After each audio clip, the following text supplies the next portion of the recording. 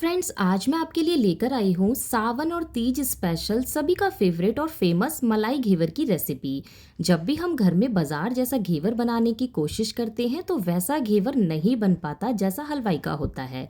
तो या तो घेवर सॉफ्ट पड़ जाता है या फिर टूटने लगता है, या फिर वो परफेक्ट जाली आ ही नहीं पाती, या घेवर ऑयल एब्जॉर्व कर लेता है। तो आज जो तरीका मैं आपको बताने जा रही हूँ उस तरीके को देखने के बाद आपसे कोई गलती कभी नहीं होगी।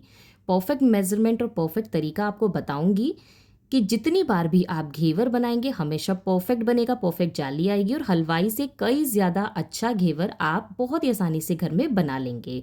और क्या क्या गलतियां अक्सर होती हैं घेवर बनाने में, ये भी मैं आपको इस वीडियो में आज बताने वाली हूँ। तो वीडियो को पूरा देखें ताकि सारी चीज़ें, सारे स्टेप्स आपको परफेक्टली क्लियर हो सकें, जिससे आप परफेक्ट घेवर बनाकर तैयार कर लेंगे। तो चलिए शुरू करते हैं बनाना। तो घेवर बनाने के लिए यहाँ पर हमने सबसे पहले 3 टेबलस्पून मेल्टेड घी लिया है। घी बिल्कुल पिघला हुआ होना चाहिए। और यहाँ पर 200 ग्राम हमने मैदा का इस्तेमाल किया है, यानी कि जिस कटोरी से आप मैदा लेंगे उसी कटोरी से 1/4 कप बिल्कुल ठंडा चिल्ड हम यहाँ पर उबला हुआ दूध लेंगे। 1 टेबलस्पून हमने बेसन का इस्तेमाल किया है।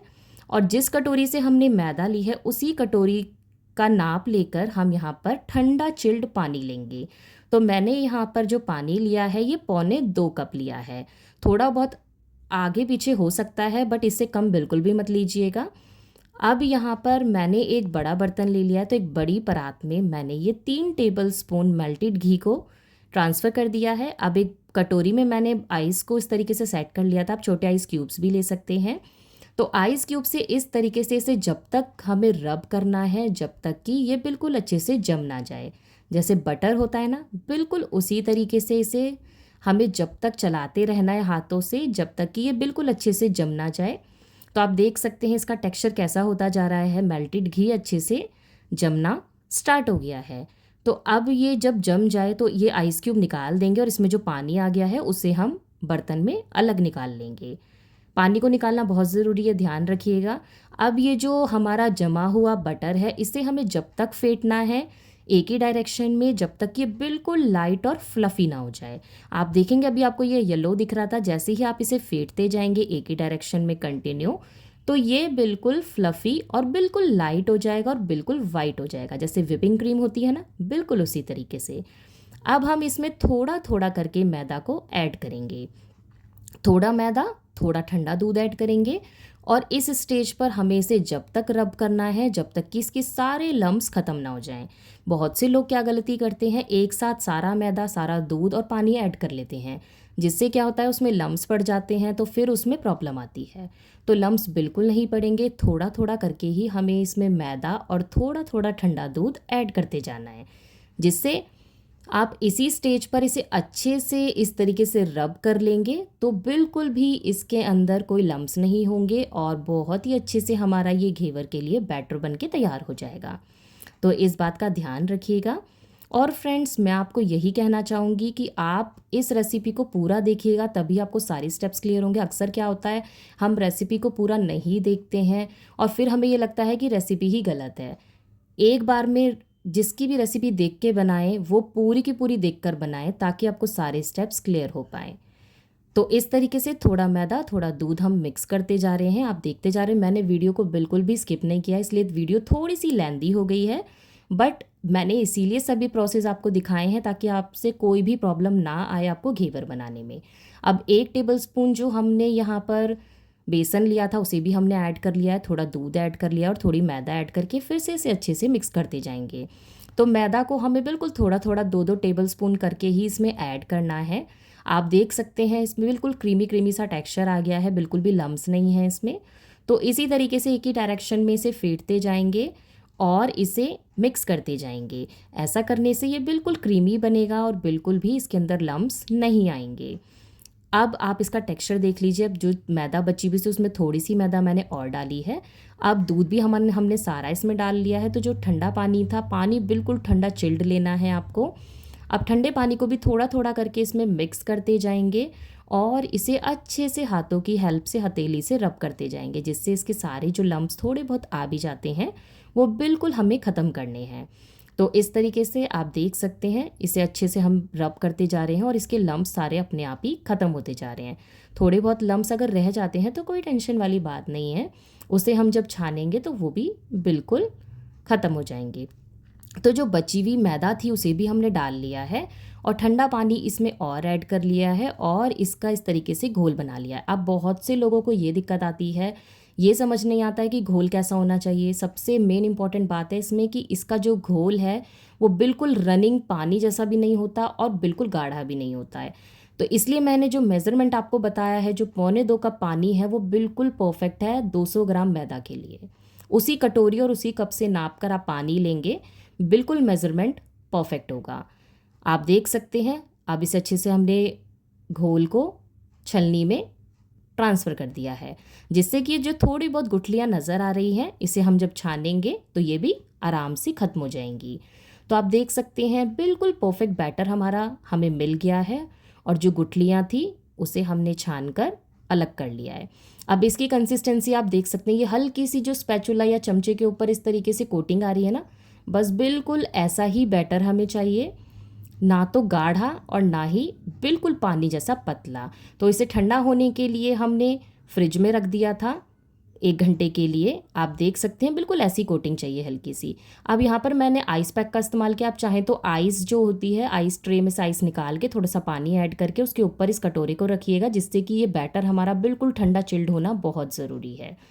अब इस घेवर को हम विदाउट मोल्ड बनाएंगे, बिना किसी सांचे के। तो इस तरीके का बड़ा पतीला ले सकते हैं, लेकिन इसका जो तला हो वो थोड़ा भारी होना चाहिए ताकि घेवर लगे नहीं। या इस तरीके का छोटा घेवर बनाने के लिए आप छोटे पतीले का इस्तेमाल भी कर सकते हैं, या फिर इस तरीके से सॉस पैन में भी बना सकते हैं। लेकिन जिस भी बर्तन का इस्तेमाल करें वो हैवी बॉटम का होना चाहिए ताकि घेवर बिल्कुल भी लगे नहीं। अब मैंने यहाँ पर देसी घी लिया है। देसी घी को मैंने आधे से थोड़ा सा ज़्यादा भरा है। आप देख सकते हैं इसका लेवल सिर्फ इतना ही होना चाहिए। बहुत से लोग क्या गलती करते हैं, इसमें बहुत ज़्यादा भर लेते हैं। अब घी अच्छे से गर्म हो चुका है। घी हमें इतना गर्म रखना है कि बिल्कुल धुआं निकलने तक नहीं करना है। धुआं निकलने से जो पहले की स्टेज होती है बस उतना करना है। 1 चमचा बैटर हमें 3 से 4 बार में इसमें पोर करना है, थोड़ी सी ऊंचाई से। जैसे ही बैटर डालने के बाद सेटल हो जाए उसके बाद आपको नेक्स्ट बैटर डालना है। लगातार बैटर को नहीं डालेंगे, थोड़ा थोड़ा करके रुक रुक के बैटर को इसमें हमें डालते जाना है। तो आप देख रहे हैं कि जैसे जैसे जाली बनती जा रही है, जैसे ही बैटर शांत हो रहा है उसके बाद मैं इसे डाल रही हूँ। अब बहुत से लोग यहाँ पर ये गलती करते हैं कि बैटर को लगातार डालते जाते हैं, उससे क्या होता है जाली परफेक्ट नहीं बनती है। बीच में इस तरीके से किसी भी चम्मच से या किसी भी बेलन वगैरह से इसमें इस तरीके से गैप करते जाएंगे और जो बैटर को हमें डालना है वो बिल्कुल सेंटर में डालना है ताकि बिल्कुल इक्वल जाली आए और जाली बिल्कुल परफेक्ट बनेगी। ये बैटर आपको लगभग 25 से 30 बार एक घेवर में डालकर तैयार करना है। अगर आप बैटर को कम डालते हैं तो उससे क्या होगा, परफेक्ट जाली नहीं आ पाएगी और घेवर जो है बिल्कुल लाइट बनेगा। अगर आप थोड़ा हैवी घेवर बनाना चाहते हैं और बिल्कुल मार्केट जैसा बनाना चाहते हैं तो उसके लिए आपको कम से कम 25 से 30 बार एक घेवर में बैटर को डालना बहुत ज़रूरी है। नाइफ़ की हेल्प से किनारों को अलग कर लेंगे और मैंने इस तरीके से इसे थोड़ा सा नीचे दबाते हुए बिल्कुल हल्का हल्का सेक लेंगे। अब ये जो आपको वाइट सा दिख रहा होगा ये बिल्कुल भी कच्चा नहीं है, ये एक्स्ट्रा बैटर डलने की वजह से इस तरीके से हो जाता है। बट जब ये ठंडा हो जाएगा तो ये क्रिस्पी हो जाएगा और इसे इस तरीके से मैंने निकाल लिया है। एक और घेवर मैं आपको बनाकर दिखा रही हूँ।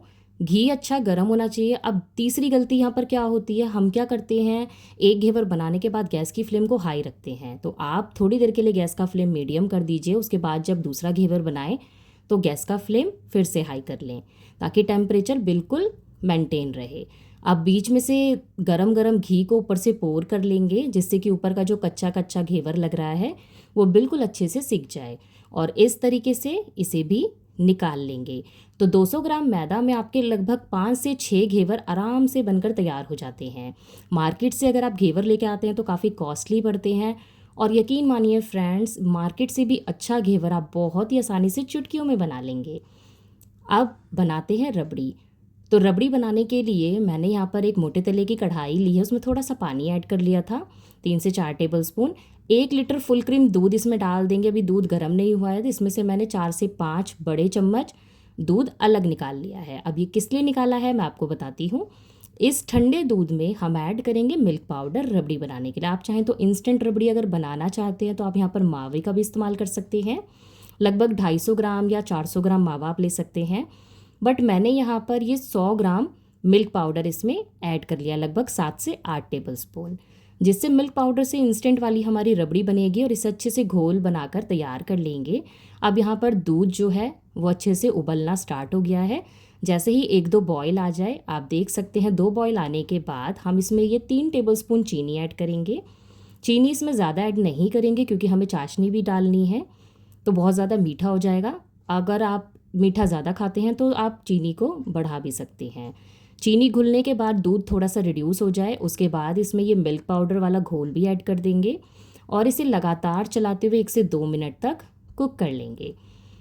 तो आप देख सकते हैं गाढ़ा बनाना स्टार्ट होता जा रहा है। अब इसे साइड रख देते हैं और बना लेते हैं चाशनी। मीडियम फ्लेम पे करके रबड़ी को साइड रख दिया है। अब 1 कटोरी चीनी लेंगे और उसी कटोरी से नापकर आधा कटोरी इसमें पानी ऐड करेंगे, जिससे कि जो चाशनी बनेगी वो बिल्कुल परफेक्ट बनेगी। ये मेज़रमेंट का ध्यान रखिएगा। चीनी को घुलने देंगे। जैसे ही चीनी घुल जाए तो इसमें 1/4 टीस्पून इलायची पाउडर ऐड कर देंगे, जिसका फ्लेवर बहुत अच्छा आता है। अब बहुत से लोग क्या करते हैं, बिल्कुल पतली सी चाशनी बना लेते हैं, तो ऐसा नहीं करना है। जो चाशनी हमें चाहिए वो बिल्कुल एक तार की चाहिए। तो एक पतला सा तार आ जाए, गैस का फ्लेम ऑफ कर दीजिएगा। इधर रबड़ी का टेक्सचर आप देख सकते हैं, रबड़ी भी अच्छी गाढ़ी होनी स्टार्ट हो गई है। गाढ़ापन आना स्टार्ट हो गया है रबड़ी में। अभी इसे लगभग 2 से 3 मिनट तक और कुक कर लेंगे और इससे ज़्यादा इसे बिल्कुल भी कुक नहीं करना है क्योंकि ठंडा होने के बाद ये और भी ज़्यादा थिक हो जाएगी।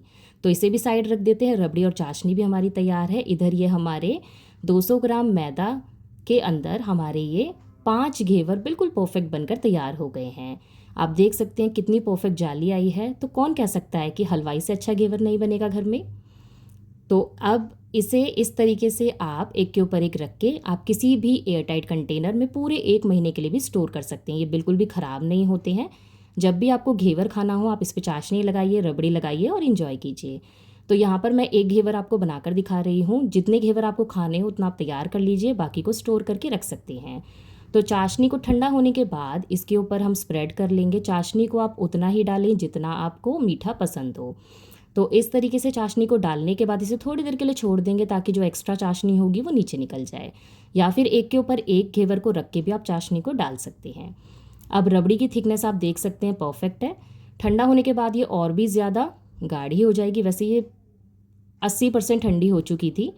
अब रबड़ी को अच्छे से थिकनेस के साथ इसके ऊपर हम स्प्रेड करेंगे, बिल्कुल पतली रबड़ी नहीं लगाएंगे। यहाँ पर मैंने हाफ पीसेज में कटे हुए काजू और बादाम को लिया है।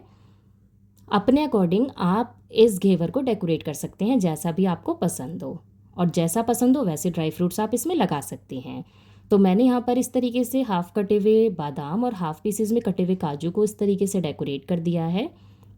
काजू को डेकोरेट करने के बाद मैंने यहाँ पर बारीक बारीक चॉप किए हुए पिस्ता को भी इसके ऊपर स्प्रिंकल कर दिया है, जिससे इसका लुक बहुत ही अच्छा आ रहा था। तो आप अपने पसंद से जैसा चाहें वैसा इसको डेकोरेट कर सकते हैं। अब इसे और भी ज़्यादा अट्रैक्टिव लुक देने के लिए मैंने यहाँ पर एक ट्विस्ट किया है। तो मैंने थोड़े से गाढ़े दूध में यहाँ पर केसर के धागों को भिगो के रख दिया था, जिससे कलर बहुत ही अच्छा आया है। तो ये केसर वाला जो दूध है इसे थोड़ा थोड़ा सा हाथों से इस तरीके से इस पर स्प्रिंकल कर देंगे, जिससे इसका लुक बिल्कुल मार्केट जैसा आएगा। तो इस तरीके से भी आप बना सकते हैं। तो तैयार है हमारा मार्केट से भी अच्छा परफेक्ट मलाई घेवर।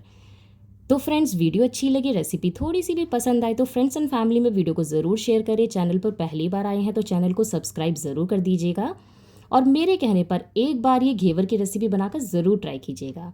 अब मैं इसे कट करके आपको दिखा देती हूँ कि बिल्कुल क्रंची और बिल्कुल मलाई वाला ये हमारा मलाई घेवर बनकर तैयार हो गया है। और फ्रेंड्स, मेरे तरीके से एक बार ये घेवर बना के ज़रूर ट्राई करें और मुझे कमेंट करके ये ज़रूर बताइएगा कि आपका घेवर कैसा बना। आई होप इस घेवर की रेसिपी को देखने के बाद घेवर बनाने में आपसे कभी भी कोई प्रॉब्लम नहीं आएगी। So thank you for watching cooking with Priyanka.